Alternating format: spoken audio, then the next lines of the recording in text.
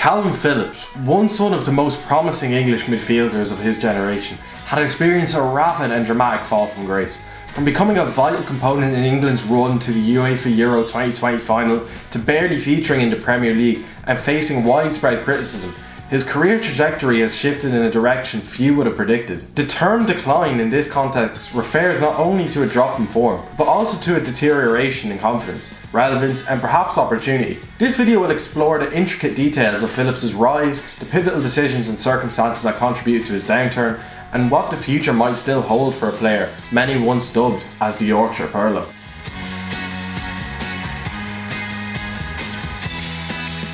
Kalvin Phillips was born and raised in Leeds, and his loyalty to the city and his football club was apparent. After joining the Leeds United Academy, he made his senior debut in 2015. In his early years, Phillips was promising but inconsistent. He was often deployed in various midfield roles without ever truly setting into one. That all changed with the arrival of Argentinian manager Marcelo Bielsa in 2018. Bielsa's tactics, genius and emphasis on high-intensity pressing football brought out the best in Phillips. He converted him into a deep-lying playmaker or a defensive midfielder, often dropping into the defensive line to create overloads and initiate attacks. This position switch was vital in shaping Phillips into a player capable of dictating play, disturbing long passes with precision, and breaking up opposition attacks with disciplined tackling. Under Bielsa, Phillips transformed from a championship-level midfielder to a Premier League calibre player. Leeds gained promotion to the Premier League in the 1920 season, and Phillips was central to that great achievement. His ability to read the game, control tempo and execute long diagonals earned him a praise from pundits and former players alike. Phillips' stellar form at Leeds did not go unnoticed. England manager Gareth Southgate called him up to the national squad even before he had played a Premier League game. This bold decision was vindicated when Phillips impressed in international friendlies, and most notably during Euro 2020. In the tournament, he formed an impressive midfield partnership with Declan Rice.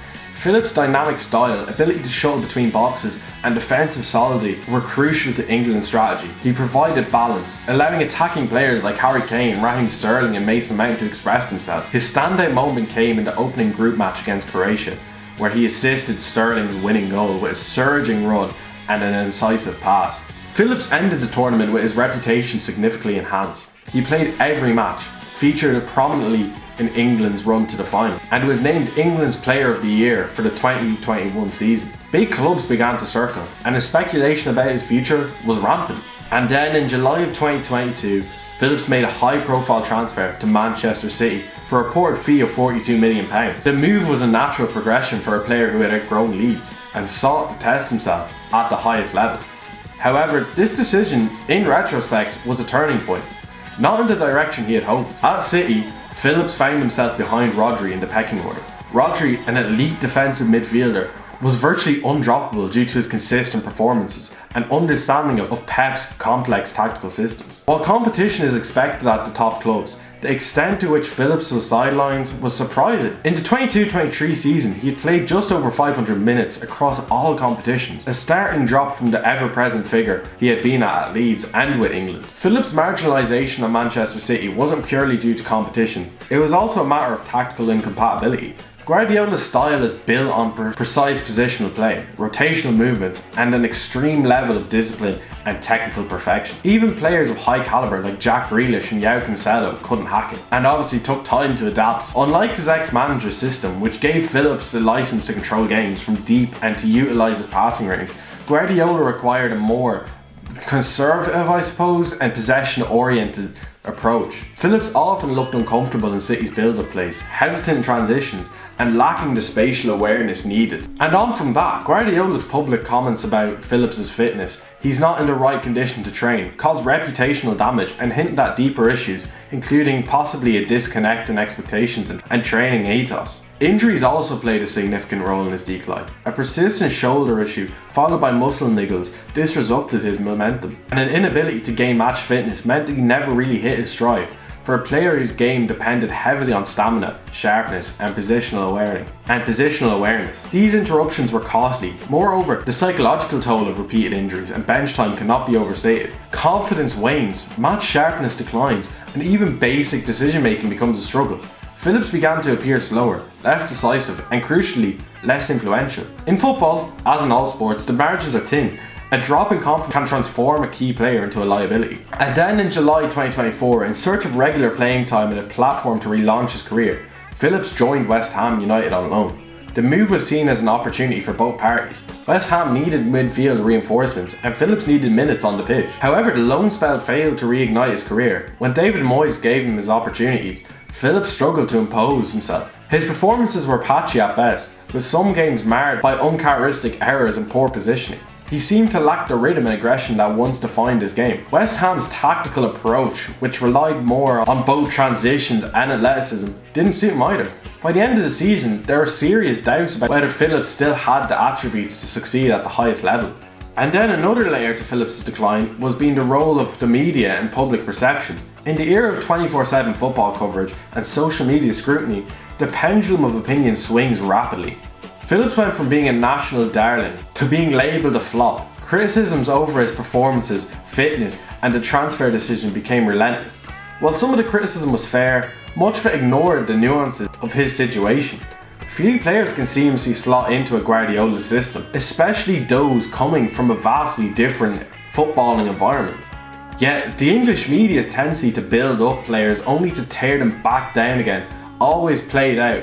All these factors contributing to what appears to be a crisis of confidence identity for Phillips. The player who once thrived under pressure, controlled games and represented the gritty, passionate spirit of Leeds United, now seemed uncertain of his role and capabilities. At City he was no longer the centre of attention. At West Ham he failed to become one. Identity in football is closely tied to role, responsibility and environment.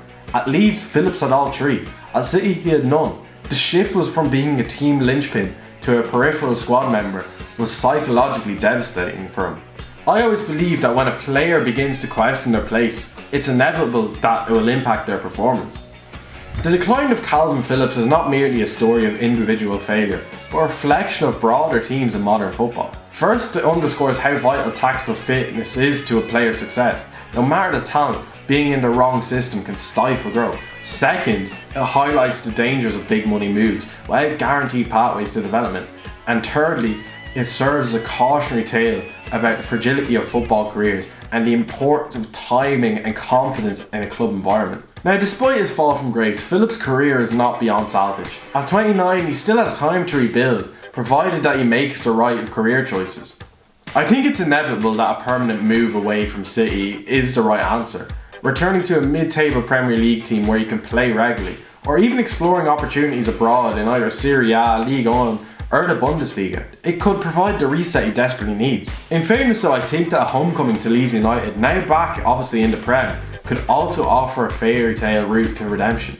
Familiar surroundings, adoring fans and a system tailored to his strengths could reignite the fire that once made him indispensable. The story of Kalvin Phillips is both a triumph and a tragedy.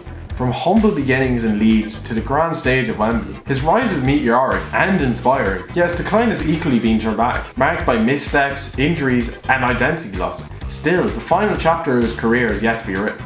If Phillips can rediscover his fitness, find the right environment and regain his confidence, there's every chance that he can reverse his fortunes. Football is replete with stories of redemption, and for Kalvin Phillips, the road back might yet begin with a single well-timed pass. But yeah, that's just my thoughts. Let me know yours in the comments, I suppose.